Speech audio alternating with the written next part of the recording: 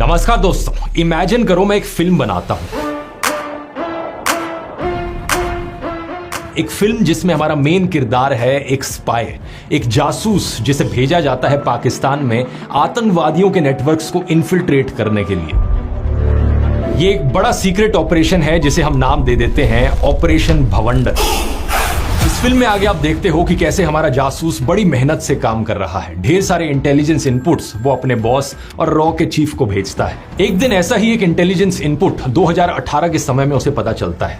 वो अपने बॉस को बताता है, सर 2019 के अर्ली में कहीं ना कहीं एक बड़ा धमाका होने वाला है। उसके बॉस उसे बोलते हैं जल्दी से जल्दी ज्यादा से ज्यादा इंफॉर्मेशन निकालने की कोशिश करो, समय नजदीक आ रहा होता है। कहानी में बहुत सारे ट्विस्ट आते हैं और हमारा जासूस ऑलमोस्ट पकड़ा जाता है, लेकिन किसी ना किसी तरीके से वो फाइनली सक्सेसफुल रहता है। एक दिन वो अपने बॉस को फोन करके कहता है, सर पता लग गया, 14 फरवरी 2019 को पुलवामा में एक आर्मी की कॉन्वॉय गुजरेगी, उसे ये आतंकवादी निशाना बना रहे हैं। बॉस जासूस का धन्यवाद करते हैं और तुरंत जाकर प्रधानमंत्री के ऑफिस में ये इंफॉर्मेशन देते हैं। सीधा प्रधानमंत्री से कहते हैं 11 इंटेलिजेंस इनपुट्स आए हैं सर, हमें इस कॉन्वॉय को बाय रोड नहीं भेजना चाहिए, आतंकवादी हमला होने का चांस बहुत ज्यादा हाई है। यहां पर हमें प्रधानमंत्री के चेहरे की एक झलक देखने को मिलती है, सफेद दाढ़ी, और फिल्म में उन्हें नाम दिया गया है मिस्टर सुरेंद्र गोभी। हमारे जासूस और उनके बॉस को लगता है कि उन्होंने अपना काम बखूबी निभाया, लेकिन 14 फरवरी 2019 अब फिल्म में यहां पर एक पूरा रेड स्क्रीन आ जाता है। फिल्म में यहां पर आपको पुलवामा हमले की असली फुटेज देखने को मिलती है। हालांकि ये फिक्शनल मूवी है,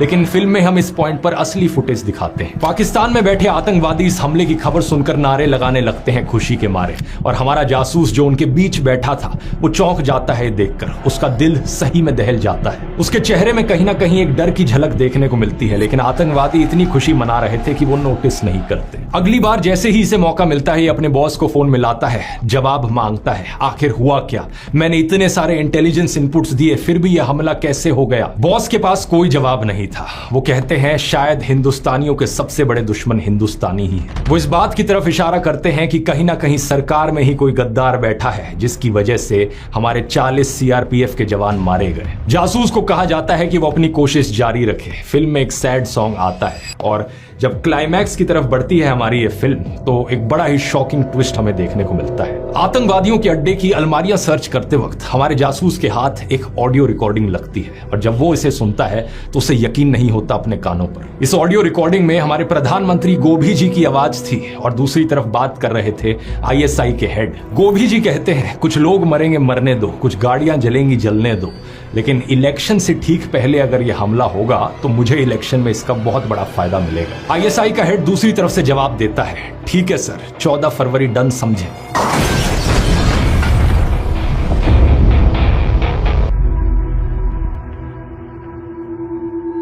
आप बोलोगे लेकिन ये तो कभी असली में हुआ ही नहीं, तो मैं कहूंगा कि मैंने कब कहा ये असली में हुआ। मैंने तो फिल्म के सीधा शुरू होने से पहले डिस्क्लेमर लगाया था कि ये तो फिक्शनल फिल्म है। लेकिन फिर आप पूछोगे अगर फिक्शनल फिल्म है तो मैंने पुलवामा हमले का असली में जिक्र क्यों किया, असली डेट और असली फुटेज क्यों दिखाई अपनी फिल्म। मैं कहूंगा ये फिल्म असल में फिक्शनल फिल्म है, लेकिन इंस्पायर्ड फ्रॉम रियल इवेंट्स है। तो कुछ चीजें असली हैं, कुछ चीजें फिक्शनल हैं। क्या बात है सर, क्या बात है सर, क्या बात, ये बात है। फिल्म के अगले सीन में कट करते हैं और हमें बॉस दिखते हैं एक बड़ा फेमस डायलॉग बोलते हुए। वो कहते हैं कि चिंता मत करो मेरे जासूस, किसी ना किसी दिन एक देशभक्त सरकार आएगी इस देश में, एक ऐसा प्रधानमंत्री आएगा जो सही में लोगों की फिक्र करता हो, तब हम असली